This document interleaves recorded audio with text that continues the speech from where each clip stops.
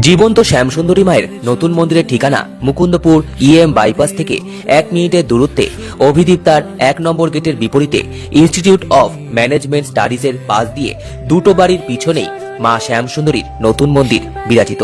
আগামী 15ই মার্চ শনিবার শ্যামসুন্দরী মায়ের নতুন মন্দির সকল ভক্তদের জন্য খোলা হবে।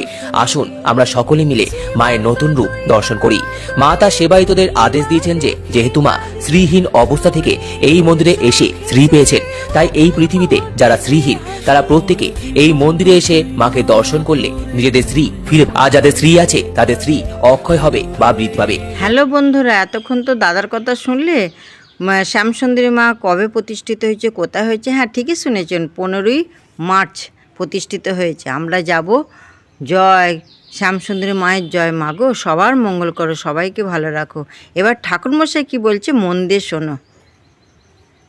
জয় কৃষ্ণকালী মায়ের জয়। আসবেন হলো আপনারা মুকুন্দপুর, এটা অভিদিতা গেট নাম্বার 1 আছে, তার অপোজিটে যে রাস্তা রয়েছে সেখানেই মায়ের মন্দির।